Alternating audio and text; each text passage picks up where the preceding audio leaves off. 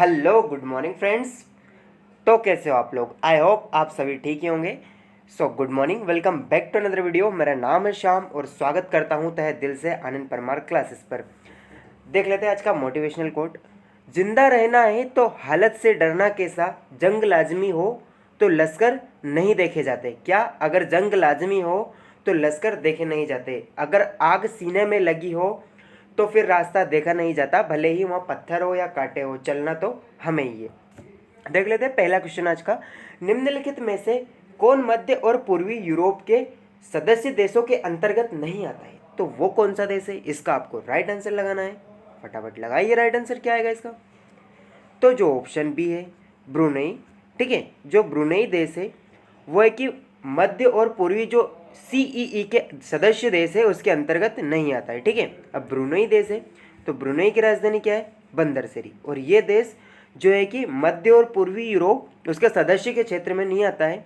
ठीक है, अब ये समाचारों में क्यों है? तो ये मध्य और पूर्वी जो यूरोप है उसके सदस्य में जो चीन की आक्रामकता को मुकाबला करने के लिए जो सिनात्रा सिद्धांत है उसको स्वीकार नहीं कर देगा। ठीक है, तो सिनात्रा सिद्धांत क्या है? तो ये उस सिद्धांत का नाम है जो मिखाइल जो मार्गोचेव की सोवियत सरकार ने जो पड़ोसी वार्सा संधि हुई थी अपने राज्यों के आंतरिक मामलों के लिए, उसको अनुमति जो देने के लिए इसको उपयोग में लाया गया था। ठीक है, ये होती है सिनात्रा सिद्धांत।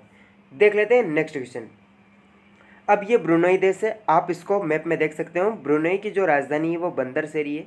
इसके अलावा हम कुछ इंपॉर्टेंट पीएम के बारे में बात कर लेते हैं, जैसे कि अल्बानिया के पीएम कौन है? तो एडी रामा है।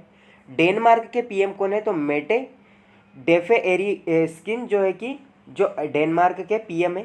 आयरलैंड के पीएम माइकल मार्टिन है। ऑस्ट्रेलिया के जो पीएम है वो स्कॉट मॉरिसन है। पाकिस्तान के जो पीएम है इमरान खान है। जो नेपाल है उसके जो पीएम है केपी शर्मा ओली है। भूटान के जो पीएम है वो जिग्मे खेसर है। इसके अलावा जो श्रीलंका है उसके महिंद्रा राजपक्षे हैं। इसके अलावा बांग्लादेश है उसके जो पीएम है शेख हसीना है। ठीक है, ये होगा इंपॉर्टेंट देश। अब देख लेते हैं नेक्स्ट क्वेश्चन। तो निम्नलिखित में से किस मंत्रालय ने 16 मार्च से 31 मार्च 2021 तक पोषण पखवाड़ा का आयोजन किया है? तो पोषण पखवाड़ा का आयोजन किस मंत्रालय ने किया है? इसका राइट आंसर आपको लगाना है। तो इसका जो राइट आंसर है ऑप्शन ए आएगा। ठीक है, जो महिला और बाल विकास मंत्रालय है उसने जो पोषण पखवाड़े का आयोजन किया है। ठीक है, इसके अलावा अब इसका आयोजन किया है तो इसके बारे में कुछ इंपॉर्टेंट बातें हम जान लेते हैं। तो ये जो पोषण पखवाड़ा है इसमें जो खाद्य वानिकी का उपयोग करके पोषण संबंधी जो सारी चुनौती है उनका पता लगाने के लिए पोषण पंचायतों को व्यवस्थित करना और आयुष मंत्रालय के तहत जो काम करने वाले राष्ट्रीय औषधि पौधे हैं और जो बोर्ड हैं उनके आंगनवाड़ी केंद्र में जो पौधे का प्रत्यारोपण करवाना, छोटे छोटे रूप में उनको विपरीत करवाना। ठीक है, इसके अलावा जो कुपोषण है उसके दुष्प्रभाव, जो पोषण वाटिका है उसका निर्माण, खाद्य और वानिकी विषय पर जागरूकता का अभियान है। ठीक है, सबसे ज़्यादा कुपोषित जिला कौन है भारत का? तो वो है हमारा श्योपुर, मध्य प्रदेश का श्योपुर जिला सबसे कुपोषित जिला है। ठीक है, और जो महिला एवं बाल विकास है उसने 16 से 31 मार्च तक जो है कि पोषण पखवाड़ा का आयोजन किया गया है। इसके अलावा देख लेते हैं पोषण पखवाड़ा। देख लेते हैं नेक्स्ट क्वेश्चन। तो हाल ही में निम्नलिखित में से किस संस्थान ने कृत्रिम प्रकाश संश्लेषण की खोज की है? तो किस संस्थान ने की है? भाई लगाओ राइट आंसर, इसका क्या आएगा?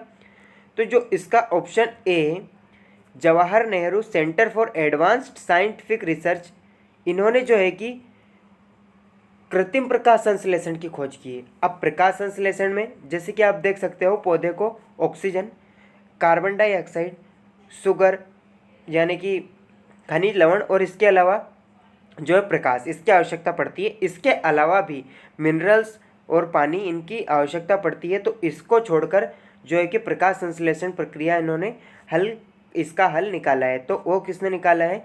Jawahar Nehru earn scientific for advance scientific research ने। ठीक है, अब इसके बारे में जान लेते हैं। तो जो वैज्ञानिक ने एकीकृत उत्प्रेरक प्रणाली बनाई है जो धातु कार्बनिक ढांचे पर आधारित है। ठीक है, ये अलग ही एक प्रणाली है जिससे प्रकाश संश्लेषण हो सकेगा।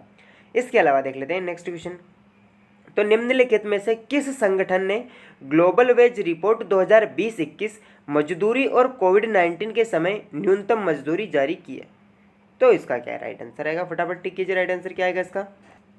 जो श्रम संगठन है, ठीक है, अंतर्राष्ट्रीय श्रम संगठन ILO, उसमें जो है कि ग्लोबल वेज रिपोर्ट 2021 है, उसकी मजदूरी को कोविड-19 के समय जो है कि न्यूनतम मजदूरी जारी की गई है।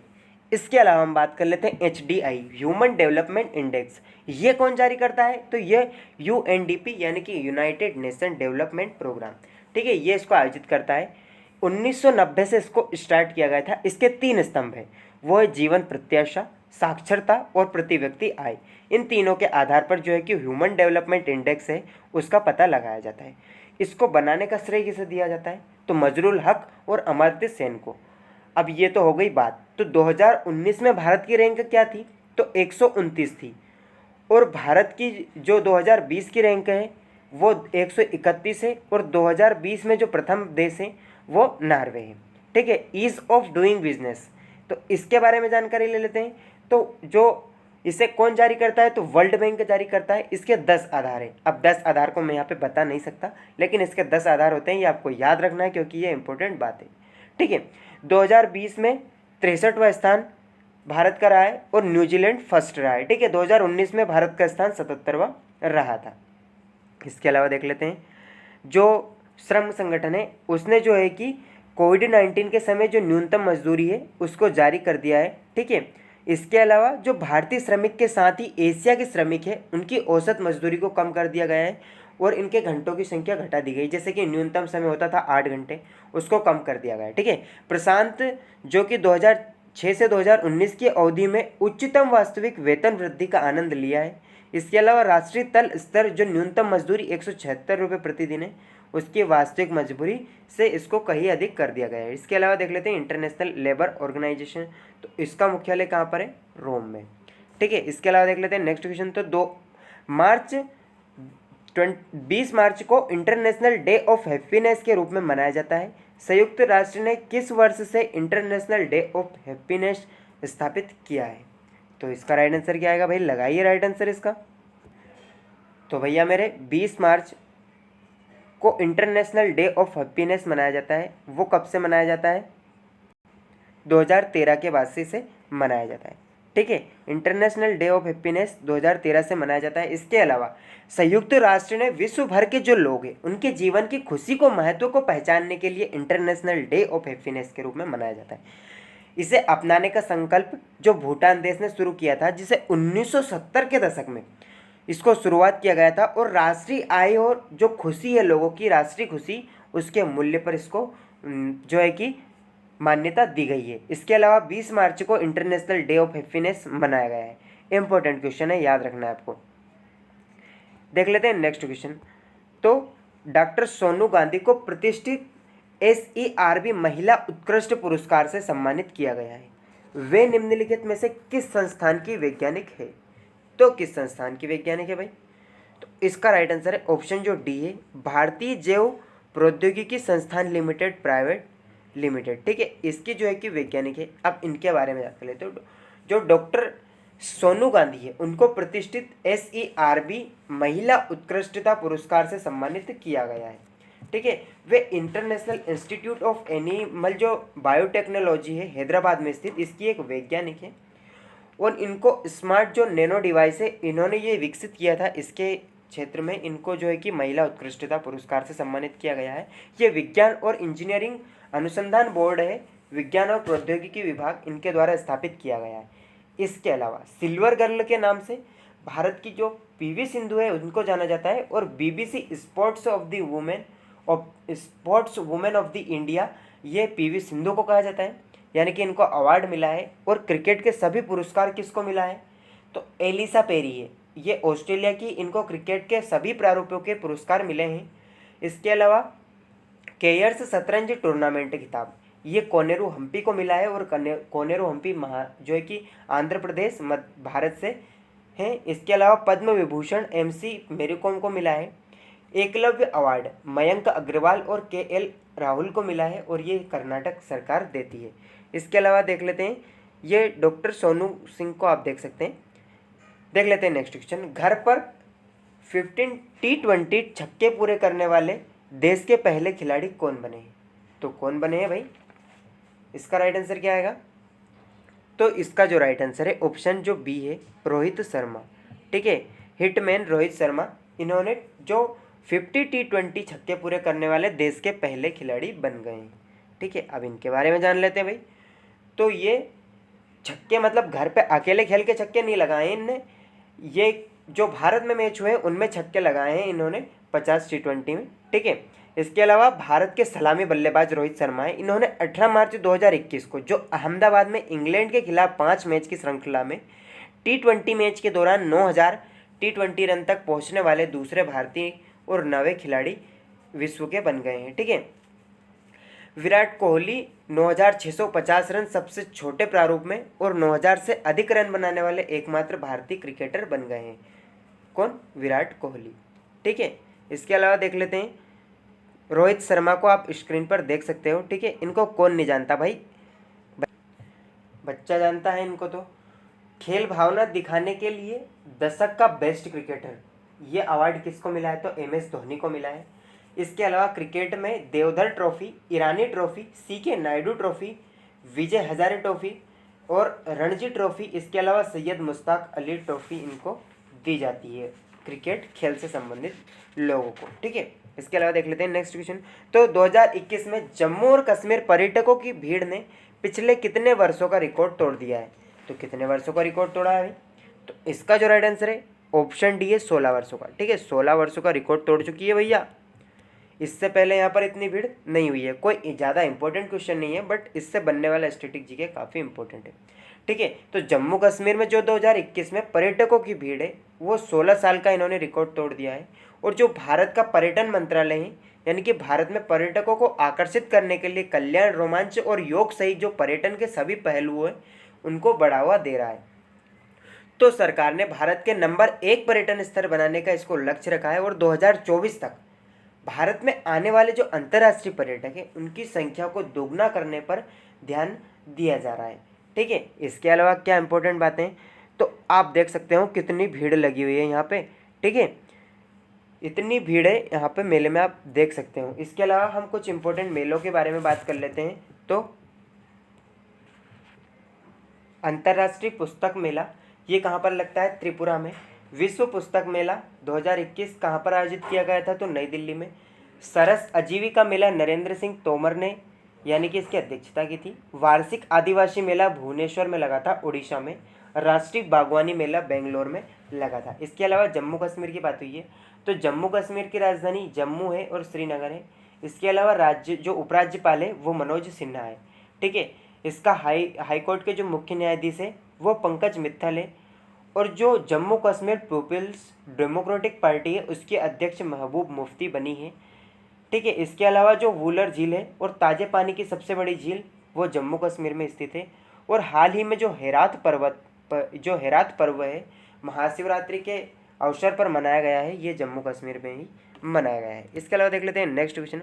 तो 30 जून 2021 तक का टाटा के CEO और प्रबंध निदेशक के रूप में किसे बनाया गया है? ठीक है, यानी कि इनका कार्यकाल बढ़ा दिया गया है। तो वो कौन व्यक्ति है? वो है ग्वेंटर बूटसेक। ठीक है, ग्वेंटर बूटसेक, इनका जो है कि कार्यकाल टाटा के CEO और प्रबंध निदेशक के रूप में ये बने रहेंगे।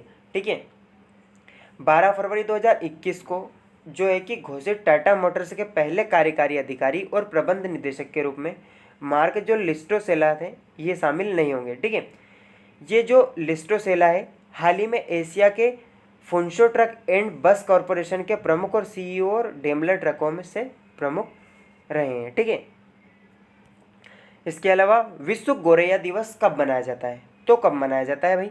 इसका राइट आंसर आपको लगाना है। क्या आएगा राइट आंसर? तो 20 मार्च को जो है कि विश्व गोरैया दिवस मनाया जाता है। और पक्षियों के बारे में जागरूकता बढ़ाने के लिए 20 मार्च को विश्व गोरैया दिवस मनाया जाता है। इसकी पहली शुरुआत नेचर जो फॉरएवर सोसाइटी है उसने की थी। Nature forever society of India ने इसकी खोज की थी। इसकी स्थापना भारतीय संरक्षणवादी मोहम्मद दिलावर ने की थी। इसके अलावा पहला विश्व गोरैया दिवस 2010 में दुनिया का विभिन्न हिस्सों में मनाया गया था। इसके अलावा पिछले कुछ वर्षों में गोरैया की संख्या में तेजी में गिरावट आई है। ठीक है, अच्छा आप मुझे बताएंगे कि जो संकटग्रस्त जीव हैं या विलुप्त प्राय जीव हैं उनको किस बुक में रखा जाता है? इसका आपको कमेंट सेक्शन में आंसर देना है। क्या आएगा इसका राइट आंसर। इसके अलावा देख लेते हैं मार्च में बनने वाले महत्वपूर्ण दिवस के बारे में। तो राष्ट्रीय सुरक्षा दिवस ये 4 मार्च को मनाया जाता है। अंतर्राष्ट्रीय महिला दिवस ये कब मनाया जाता है, तो 8 मार्च को मनाया जाता है। केंद्रीय औद्योगिक सुरक्षा बल की स्थापना दिवस 12 मार्च को मनाया जाता है। विश्व उपभोक्ता दिवस ये कब मनाया जाता है, 15 मार्च को। विश्व आयुध निर्माण दिवस ये 18 मार्च को मनाया जाता है। विश्व खुशहाली दिवस 20 मार्च को मनाया जाता है। विश्व वानिकी दिवस 21 मार्च को मनाया जाता है। इसके अलावा विश्व जल दिवस 22 मार्च को मनाया जाता है। भगत सिंह सुखदेव राजगुरु के शहीद जो दिवस है उसकी जो शहीद दिवस मनाया जाता है वो 23 मार्च को मनाया जाता है। इसके अलावा टीबी दिवस 24 मार्च को मनाया जाता है। और गणेश शंकर विद्यार्थी का बलिदान दिवस 25 मार्च को मनाया जाता है। ठीक है। इसके अलावा जीत निश्चित हो तो कायर भी लड़ सकते हैं, बहादुर तो वो हैं जो हार निश्चित हो फिर भी मैदान में डटे रहते हैं। ठीक है। जीत निश्चित हो तो कायर भी लड़ सकते हैं, बहादुर वो कहलाते हैं जो हार निश्चित हो फिर भी मैदान नहीं छोड़ते। ठीक है। So that is for today guys. आज के वीडियो में बस इतना ही। वीडियो पसंद आया हो तो लाइक करें, अपने दोस्तों के साथ शेयर करें और ऐसे ही और अधिक मज़ेदार वीडियोस देखने के लिए आनंद परमार क्लासेस को सब्सक्राइब कीजिए और अपने दोस्तों के साथ लिंक को शेयर कीजिए। So keep learning, keep watching and keep growing. Thank you for watching.